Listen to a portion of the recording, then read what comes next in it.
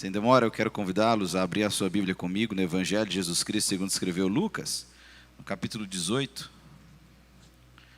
Estaremos lendo alguns versos, do verso 8.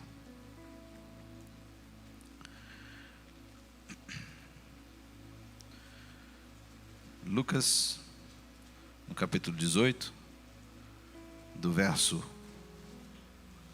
9. Do verso 9 ao verso 14. Acho que vai passar no telão aí, quem não tiver Bíblia. Estamos felizes com o nosso Deus, porque temos a oportunidade, a vida, a saúde, o momento, o já, o agora, para render tudo que temos nas mãos dele. E o que temos, este momento maravilhoso de colocar Deus em primeiro lugar e fazer com que a nossa vida seja para a glória dele. Quantos estão entendendo? Diga amém. O evangelista Lucas escreveu, na altura do verso 9, no capítulo 18, a seguinte citação. Propôs também esta palavra a alguns que confiavam em si mesmos, porque se consideravam justos e desprezavam os outros. 2 homens subiam ao templo com o propósito de orar, um fariseu e o outro publicano. O fariseu, posto em pé, orava de si para si mesmo, desta forma: ó Deus, graças eu te dou, porque não sou como os demais homens, roubadores, injustos, adúlteros, nem ainda como este publicano. Jejuo 2 vezes por semana e dou o dízimo de tudo quanto ganho. O publicano, estando em pé longe, não ousava nem levantar os olhos aos céus, mas batia no peito dizendo: ó Deus, sê propício a mim, pecador. Digo-vos que este desceu justificado para a sua casa, e não aquele, porque todo aquele que exalta será humilhado, mas o que se humilha será exaltado. Quando se entender, diga amém. Nós temos um texto agora em mãos que remete à oração, o modo como devemos orar. O verso 9 até o verso 14 traz informações preciosas de uma história contada por Jesus para exemplificar a maneira correta de se portar perante Deus como alguém que o adora. Mas Jesus já havia citado, e não dá para ter certeza se há uma ordem cronológica aqui, mas a disposição o qual o evangelista colocou, a parábola do juiz iníquo e a parábola do fariseu e publicano, faz entender que elas se completam, até porque ambas falam de oração. A parábola do juiz iníquo fala sobre a importância de orar em perseverança, ou seja, orar em fé. Mesmo que o juiz se negasse a julgar a causa daquela viúva, ela não saía da porta até que sua causa fosse julgada. Então Jesus diz: considerai no que diz esse juiz iníquo. Digo-vos, depressa, lhes fará justiça. Contudo, quando vier o Filho do Homem, achará porventura fé na terra? Ele vem falando sobre a necessidade de orar em fé, verdadeiramente confiando, com perseverança, não com ansiedade. Vivemos em uma sociedade que é acostumada a ter as coisas com muita facilidade. Micro-ondas, a comida quente é muito rápido, fast food, tudo muito rápido, tudo uma correria só. E o capítulo 18, no verso 1 até o verso 8, vem falando sobre a paciência em oração. É esperar com paciência no Senhor e esperar em oração para que Ele se incline e ouça o seu clamor. É ter fé, perseverança, sem desistir. E completando essa parábola, nós temos em mãos a parábola que lemos essa noite, do fariseu e do publicano. Nós temos aqui 2 homens, 2 orações, e dois resultados diferentes. Ao observar a parábola, ou seja, a história contada por Jesus acerca do fariseu e do publicano, nós precisamos primeiro entender quem são esses personagens citados por Jesus. Primeiramente, é importante dizer que os fariseus eram homens honestos, justos, que observavam a palavra, mas o fato de existirem fariseus muito religiosos, que eram como sepulcros caiados, segundo a Jesus Cristo, onde se mostravam ser algo por fora, mas por dentro eram outra coisa, que com hipocrisia colocavam peso sobre os ombros dos homens, peso esse que nem eles se esforçavam em carregar. Há uma citação bíblica onde Jesus Cristo cura alguém em um sábado, e um fariseu se levanta, um grupo de fariseus se levanta e reclama, porque Jesus está operando milagre em um sábado, num dia que pela lei deveria descansar. E Jesus revela a hipocrisia daqueles homens, dizendo: porventura, se uma jumenta de vocês caísse num buraco, deixaria até o domingo então para salvar, ou tiraria naquele momento? Não deixa de ser um trabalho. Se posso salvar um animal, por que não salvar um homem, uma vida? Provavelmente Jesus já estivesse revelando ali a atitude de algum dos fariseus que devem ter feito isso, estavam ali causando alvoroço, problemas, questionamentos. Fariseus, homens que entendiam da lei, pessoas que eram radicalmente conservadores, que chamavam a atenção pela maneira como se mostravam para a sociedade. Piedosos, homens completamente observadores, né? Que se colocavam também como juiz daqueles que tropeçavam nas suas próprias pernas. Um exemplo claro é ele entrar dentro da igreja, entrar dentro do templo, olhar para um pecador e agradecer a Deus. Obrigado, Deus, por não ser como este publicano. Publicano, por sua vez, era uma profissão. Publicano era o cobrador de impostos. Os cobradores de impostos eram contratados pela coroa romana. Havia sim os coletores de impostos que recolhiam os impostos por região. Então eles nomeavam coletores de impostos por cidades. Geralmente escolhiam judeus mesmos, que tinham melhor acesso à sociedade.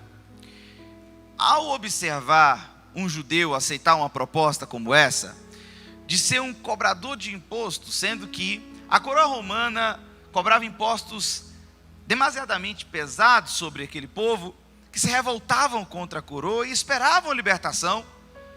O fato é que esperavam um Messias, alguém que libertasse o povo daquela opressão debaixo da coroa.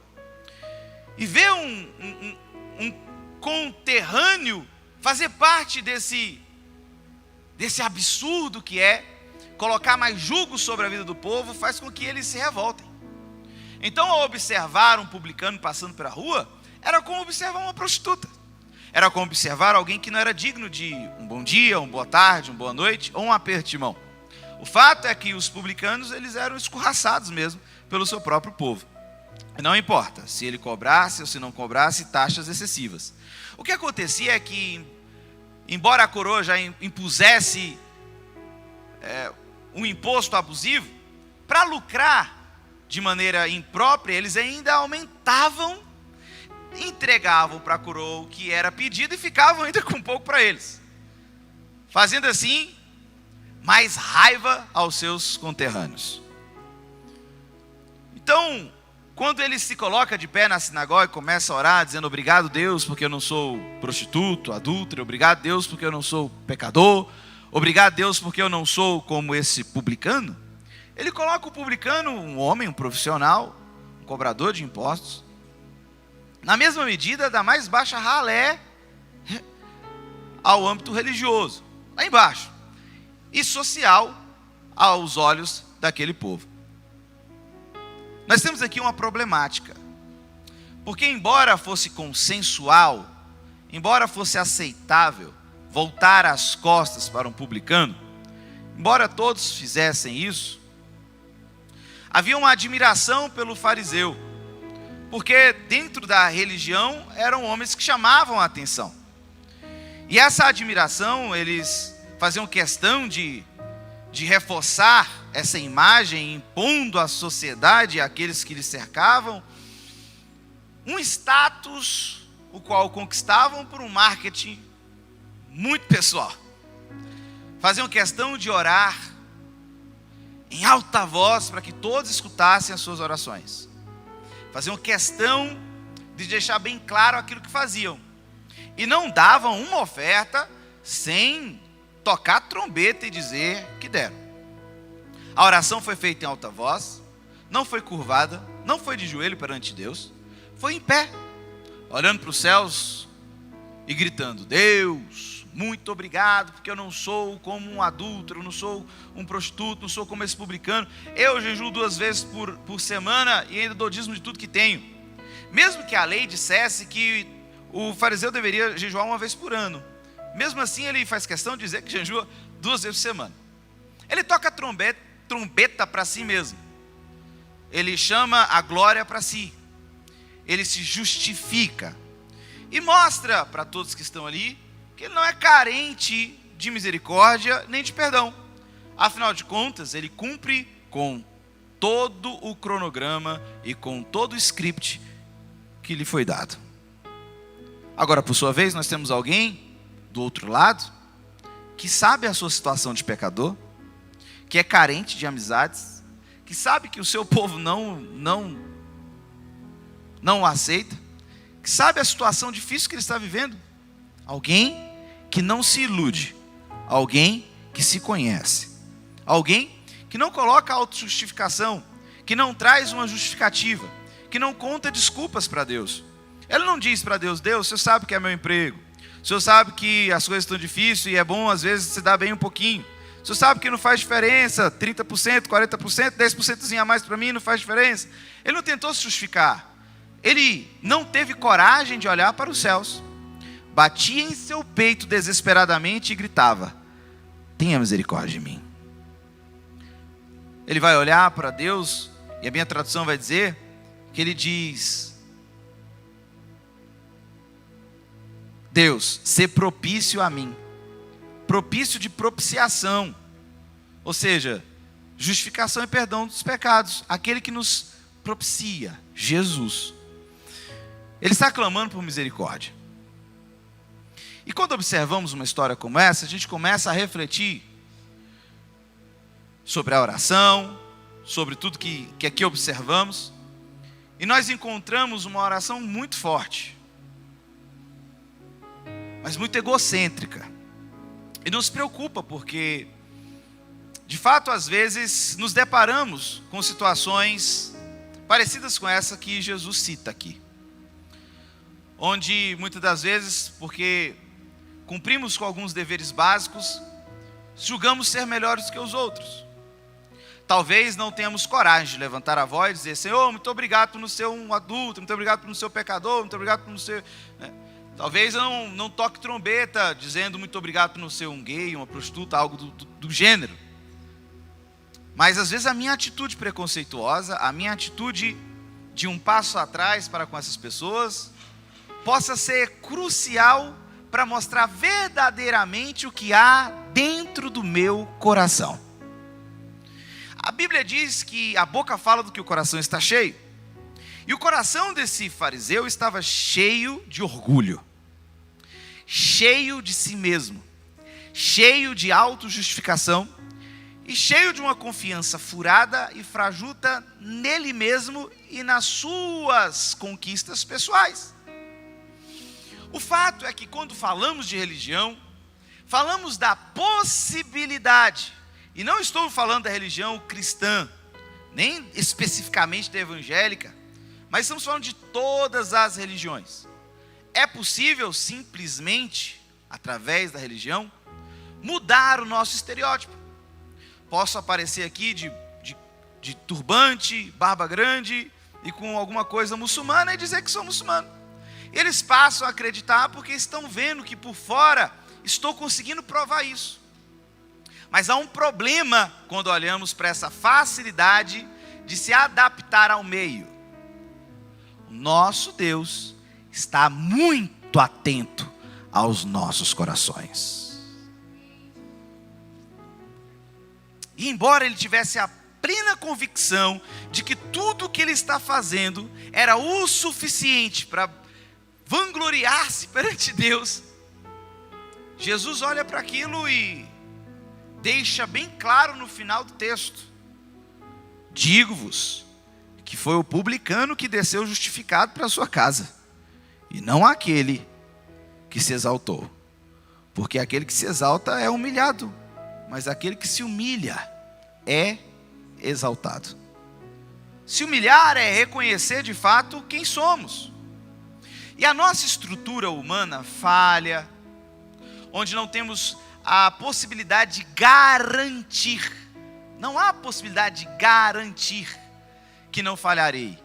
Não há possibilidade de garantir que não tropeçarei. Não há possibilidade de garantir que sou forte o suficiente para vencer o gigante que aparecer na minha frente, sem a necessidade de requerer ao Senhor misericórdia e força e graça para suportar qualquer tribulação. Diante dessa situação que Jesus traz, nós observamos o perigo da religiosidade e o perigo de se ater somente a uma transformação exterior e estereotipada, onde eu consigo observar o que mudou por fora, mas não me atento e nem me atenho ao que verdadeiramente deveria mudar por dentro. Quando eu observo a palavra do Senhor dizer misericórdia quero e não sacrifício, eu vejo um apelo a não tentar justificar-se através de sacrifícios, mas entender que, como somos carentes de misericórdia, precisamos ser misericordiosos. O Senhor Jesus traz uma problemática. Um homem que entra no templo, na casa do Senhor e se vangloria. Mas um outro homem que entra na casa do Senhor e reconhece a sua pequenez e a sua incapacidade, as suas fraquezas. Nos faz perceber que o local o qual estamos agora neste momento é o local propício, é o local ideal de abrirmos nossos corações e deixar as nossas chagas visíveis para serem tratadas pelo médico que caminha em nosso meio, Jesus Cristo de Nazaré. Porque há aqui uma chaga exposta. Não era segredo para ninguém o pecado do publicano, mas não há como mensurar o pecado do fariseu, a não ser Jesus, que ao observar o orgulho e a soberba, cita também como um pecado terrível. E deixa claro que através desse pecado, eu coloco uma barreira entre a minha pessoa e a pessoa do nosso Senhor Jesus Cristo. Porque tomo posse de uma função que não é minha. Conquistar aquilo que Jesus já conquistou. Tentar através de meios próprios alcançar aquilo que Jesus já alcançou. A justificação por intermédio da graça, derramamento do sangue na cruz do Calvário e a limpeza dos nossos pecados por intermédio da ação salvadora do sacrifício de Jesus. Eu só preciso entender que o fato de estar sentado aqui nessa igreja, nesse banco, não me faz melhor do que quem está sentado em uma mesa de bar. Mas aquele que se dispõe em tratar os pecados do publicano, está disposto a curar as minhas feridas, as suas feridas, tratar as nossas falhas, limpar as nossas chagas, lavar as nossas vestes e nos capacitar, porque aquele que escolhe, capacita. Quantos estão entendendo o que eu estou pregando? Diga amém. Uma vez capacitados pelo Deus Todo-Poderoso, uma vez capacitado por aquele que é poderoso para fazer infinitamente mais do que tudo aquilo que pedimos ou pensamos, uma vez cheios do Espírito Santo de Deus, passamos a ser instrumentos nas mãos do Deus Todo-Poderoso para levar essa mensagem e para que o nome do Senhor seja glorificado na vida de outras pessoas, por intermédio daquilo que o Senhor faz na minha e na sua vida, por intermédio da nossa consciência cristã, de que com Ele podemos, mas sem Ele nada somos. E quando entendemos isso, não importa a minha classe social, porque humildade, soberba e orgulho não estão ligados à posição social, a dinheiro, a salário no banco, porque tem muito rico humilde, assim como existe também pobre orgulhoso, que Você quer ajudar, quer dar uma cesta básica? Ele não quer aceitar. Não, meu irmão, que isso? Se eu aceitar essa ajuda, vão pensar que eu sou pobre. Vão pensar que eu estou precisando. E ele está precisando mesmo. Mas o orgulho faz dizer a si mesmo que não. Então não está ligado a valores, não está ligado a dinheiro, está ligado a caráter, está ligado a posicionamento de coração. A soberba precede a queda, e o orgulhoso, ele se envolve com a soberba de maneira muito íntima. A humildade é permitir que, mesmo que você saiba que pode sozinho, é permitir que o seu ego seja colocado lá embaixo e que você diga assim: não, Jesus, sem ti eu nada posso. Eu até tenho dinheiro para pagar e para resolver essa situação, mas eu não quero só confiar nas minhas forças, até porque nada me garante que vai dar certo. Nada me garante que o melhor médico que o dinheiro pode pagar vai ter condição de realizar a cirurgia com o êxito que eu preciso. Ainda preciso da misericórdia de Jesus e das mãos estendidas dele sobre a minha vida, para que o nome do Senhor seja glorificado em tudo que acontece na minha casa, na minha vida, no meu caminhar, aqui, aí. O Senhor está de mãos estendidas, buscando você e buscando a mim e dizendo para nós: estou contigo, cuidando. E só precisa dizer: vem Jesus, vem Jesus. É porque aquele que busca, encontra. Aquele que bate, a porta se abre. Aquele que se dispõe, encontra. Chegai-vos a Deus, Ele chegará até vós. É natural. Agora, a barreira que colocamos entre nós e o grande milagre do Senhor nas nossas vidas, por intermédio da nossa facilidade de confiar demais nas nossas forças.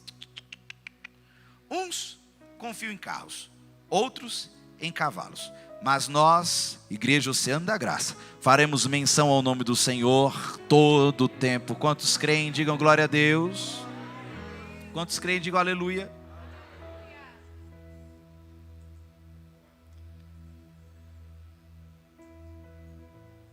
Quando observamos a parábola trazida por Jesus, aprendemos algumas lições.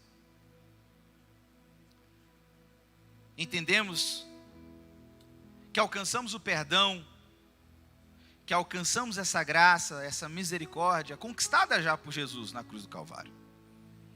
Porque há uma necessidade de aceitar Jesus como Salvador, há necessidade de aceitar Jesus como perdoador, há necessidade de aceitar Jesus como amigo, há necessidade de aceitar Jesus como curador. Porque quando aceito, eu estou dizendo que creio, e quando eu digo que creio, estou manifestando uma fé que é necessária para que se manifeste o milagre da graça na minha vida. Então, há uma necessidade de aceitar a obra do Senhor na minha vida, na minha casa, no meu coração. E quando olhamos para essa história, a primeira coisa que nós aprendemos é a obrigatoriedade de aceitar o sacrifício na cruz do Calvário, de acreditar, de confiar, de receber, de dizer para nós mesmos: não conseguiria se não fosse a cruz, não conseguiria se não fosse Jesus, não é possível sem a mão estendida do meu Salvador, não é possível sem a graça garantida do meu Jesus. Não consigo sozinho. Posso tentar, posso me flagelar, posso derramar sangue, posso caminhar de joelhos, posso subir escadarias, posso fazer, não adiantará. E não adiantaria também se não fosse o sacrifício de Jesus Cristo. Ele conquistou. E o castigo que nos traz a paz estava sobre ele. E pelas suas pisaduras fomos sarados, alcançados, libertos, transformados. Aleluia!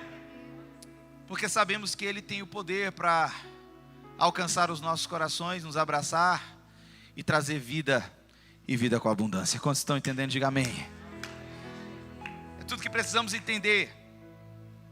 Ainda aprendemos com essa parábola e esse ensinamento de Jesus que não há outra maneira de adorar a Deus a não ser rendendo a Ele toda a glória e todo louvor. Há uma necessidade de entender isso. Eu tinha 18 anos de idade quando eu fui tirar minha carteira de motorista, e eu já dirigia já um pouquinho de tempo. Não vou dizer a idade, porque pode ser que tem gente que se escandalize e depois queira dizer assim, mas o pai desse menino é responsável. Não, todo menino é apaixonado por carro, né? E que bom que meu pai esteve comigo do meu lado, porque sempre era insegurança. Porque senão eu ia dar um jeito de fazer sozinho com outra pessoa. Sempre apaixonado por carro. Então, aos 18 anos, eu já sabia dirigir. E para mim não era difícil fazer o que era necessário fazer para tirar a carteira. Para mim era fácil. Quando eu cheguei para tirar a carteira, eu sentei com tanta confiança, mas a fim de render ao Senhor também essa conquista. Eu não queria dizer assim, Deus, porque eu sou bom e dirijo desde pequeno, eu conquistei isso aqui sozinho. Não. Eu havia assistido o testemunho da irmã na nossa igreja, contando o testemunho que tirou a carteira, que a irmãzinha já tinha tentado por muitas vezes, e foi bonito o testemunho. Eu também queria dizer para as pessoas, que bom que o Senhor me deu essa graça, que bom que o Senhor me deu essa bênção, que bom que o Senhor me ajudou. Embora já fosse testemunhal, um garoto, um menino de 18 anos, conseguindo pagar sua própria carteira com o emprego que o Senhor deu, com saúde que o Senhor deu, já é um testemunho, mas eu queria um milagre, dizer assim, não foi sozinho, ele estava comigo naquele carro. E aí, quando eu entrei, eu não sei o que aconteceu. Eu simplesmente me esqueci de algumas coisas. A começar de colocar o cinto de segurança, que eu só percebi que não estava com ele quando desliguei o carro para descer do carro. E eu comecei a observar, depois que desci do carro, eu fiquei parado na frente do carro e as lágrimas desciam, e eu fiquei olhando para aquele carro e ficava dizendo assim, Deus, é brincadeira um negócio desse? Eu vou ter que pagar tudo de novo, mal tive dinheiro para pagar isso daqui. Na época o resultado saía na hora, e eu fiquei olhando para aquilo e falei, mas o Senhor não ouviu a minha oração que fiz 6 horas da manhã? E o meu propósito de jejum? E a minha necessidade de colocar o Senhor no centro dessa minha conquista? Agora eu volto para casa derrotado? Eu volto para casa reprovado? Para contar como testemunho que o garoto que dirige desde pequenininho é incompetente o suficiente para não colocar um cinto de segurança, Deus. Eu fiquei muito bravo, eu fiquei muito revoltado, e eu ficava perguntando para Deus, onde estava o Espírito Santo que não cochichou? O cinto, menino, esqueceu o cinto, onde estava? Fiquei triste, sentei na cadeira esperando o resultado sair, e era muito notória a minha ansiedade. Um garoto sentou do meu lado com a camiseta escrito Senhor faz milagres, alguma coisa frente a milagres. Ele era da igreja Sara Nossa Terra. Sentou do meu lado e veio conversar comigo, perguntar porque eu estava ansioso, perguntar se eu estava tudo bem. Eu olhei para ele ainda com o olho meio vermelho. Falei para ele, contei o que aconteceu. Ele é crente, ele vai entender. Contei tudo o que aconteceu, minha história. Ele olhou para mim, sorriu e falou assim, se nada disso tivesse acontecido, como você ia ter certeza que de fato ele escutou a sua oração e que você não conquistou isso sozinho mesmo? Assustei assim, né? Olhei para ele, fiquei calado, assustado. E aí chamaram meu nome. Levantei, peguei que saí escondido para ver o resultado lá fora. Mas ele estava olhando, algumas pessoas que escutaram estavam olhando e perguntando. Abri meio sem graça, olhei, sorri e disse, milagre, teu aprovado. Eles sorriram, alguns vibraram, e eu voltei para casa com uma certeza de que todas as vezes que colocamos a nossa confiança, embora o meu coração estivesse completamente inclinado para render somente a Deus essa conquista, as minhas atitudes eram austeras, eram atitudes soberbas, atitudes assim, vou entrar e arrasar porque eu sou fera. Vou entrar e arrasar porque o professor da autoescola disse que ele dormia enquanto eu dirigia. Era o que acontecia, ele ficava dormindo no carro. Tem como você me levar lá no lugar tal? Eu ia. Porque ele não tinha o que ensinar. E eu entendi que a minha postura revela o que de fato está no meu coração. Então, embora eu tivesse o desejo de atribuir ao Senhor essa vitória, a minha certeza exacerbada de que eu sou o melhor, fez com que eu agisse de maneira não prudente, Isso meio que justifica o porquê que esse homem, fariseu, conhecedor da lei, se coloca de maneira tão soberba e tão orgulhosa diante de Deus. Ora, Deus. Em outras palavras, ele estava esperando um prêmio. Em outras palavras, ele estava esperando um presente por fazer aquilo que é obrigação, por fazer aquilo que verdadeiramente se espera de quem caminha com o Senhor. Não há um plus, um bônus, não há um presente, um prêmio para quem ama o próximo. Não há toma aqui uma mesada para quem foge do adultério ou do pecado ou dos pecados que ele citou. Há uma obrigação de que isso seja natural na minha vida, se verdadeiramente estou abraçado com a causa e convertido de fato. Olha o perigo.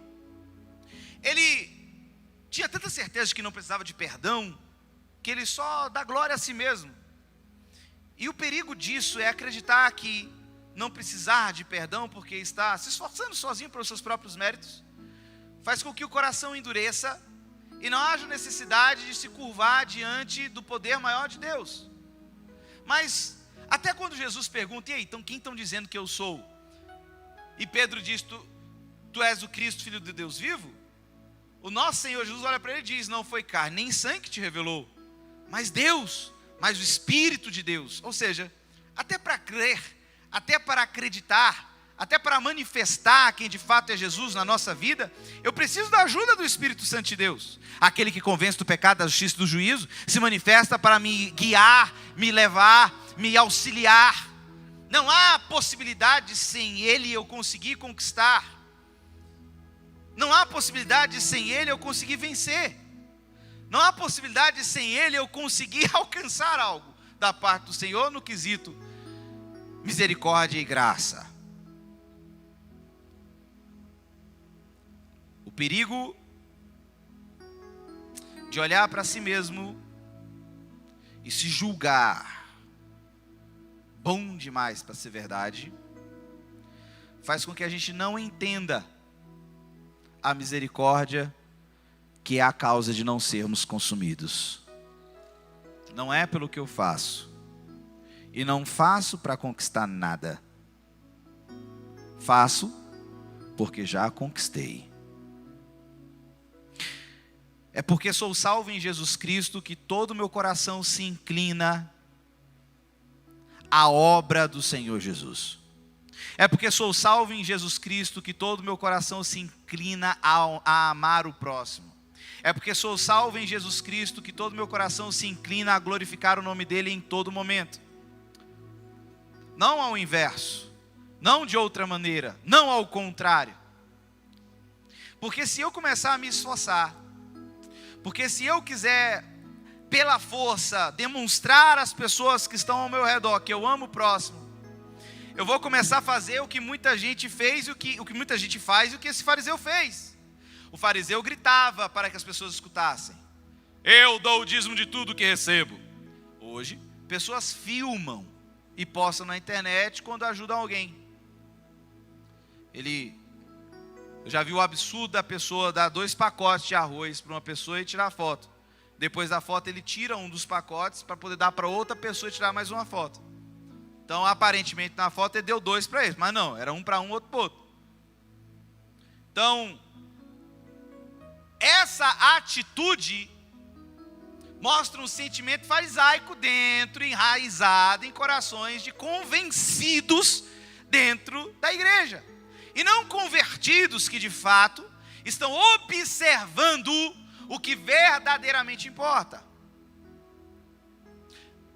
Eu citei e reforço agora em outras palavras. Posso mudar o meu estereótipo e posso mostrar para as pessoas através de atitudes, me amoldando a regras religiosas. Eu posso mostrar uma mudança estereotipada e exterior. Mas vai ser doído, vai ser cansativo, vai ser forçado, entende? Eu vou ficar fazendo para tentar mostrar para as pessoas que sou. Quando na verdade, há uma necessidade de deixar fluir rios de águas vivas, que fluem e que vão direto para a glorificação do nome do Senhor Jesus Cristo até a eternidade. Onde pessoas que passam pelo nosso caminho são alcançadas por esse rio. Onde pessoas que passam pela nossa vida são alcançadas por este amor. Sem esforço, sem necessidade de mostrar para ninguém, simplesmente porque este amor já me alcançou e me transformou, automaticamente, naturalmente, flui de mim, e eu nem vejo quando eu fiz. É assim que tem que ser. Eu nem vejo quando ajudei, eu nem percebo quando amei, eu nem percebo quando eu fiz. E não há uma necessidade de colocar trombeta e tocar trombeta para si mesmo, mas simplesmente vai, e enquanto estou fluindo, enquanto estou ajudando, amando, abraçando, perdoando, enquanto estou fazendo sem perceber, porque simplesmente é o resultado de uma vida salva em Cristo Jesus, enquanto isso acontece, ainda estou como publicano, de joelhos dizendo que sou carente da misericórdia do Senhor. Onde não consigo perceber as minhas obras, e não consigo mensurar as minhas obras, e nem classificá-las em estou no topo porque faço, mas simplesmente faço sem perceber e sem quantificar, sem anotar, e sem depois botar no jornal, na revista, na televisão, o que fiz por tantas pessoas, porque isso são atitudes para conquistar no futuro cargos políticos, e não o coração de Deus. Porque a Bíblia diz que se a mão direita faz algo que a mão esquerda não veja, há uma necessidade de mostrar, então tem um sentimento farisaico aí enraizado, há necessidade de provar, há necessidade de fazer para chamar a atenção, há um esforço e uma preocupação, preciso fazer porque senão não serei salvo, então está tudo errado, Buscai primeiro a Deus, em primeiro lugar, com todo o teu coração, com força e entendimento, e aí as demais coisas vão ser acrescentadas. Que demais coisa é essa? São bênçãos de Deus? Não, são atitudes que fluem também, vão fluir. Isso é o resultado de uma vida íntima e pessoal com Deus, onde quanto mais me aproximo dele, mais me pareço com ele, quanto mais me aproximo dele, quanto mais abraço ele, mais me esforço para parecer com ele. Não preciso de esforço, né? Mais sozinho vou me parecendo com ele. É como um relacionamento, a gente casa e é tão diferente, mas com o tempo a gente vai ficando tão parecido, simplesmente porque o convívio faz isso. E quanto mais perto eu estou do Senhor, mais reflito a glória dele. Quem está entendendo, diga glória a Deus. Eu quero convidar vocês a colocar de pé no nome de Jesus. Se coloque de pé agora no nome de Jesus.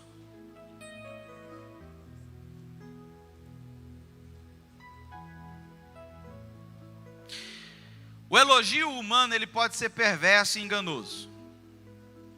As mesmas mãos que aplaudem também são as mesmas mãos que apedrejam depois, né? Basta não gostar de alguma coisa. Quando eu me engano,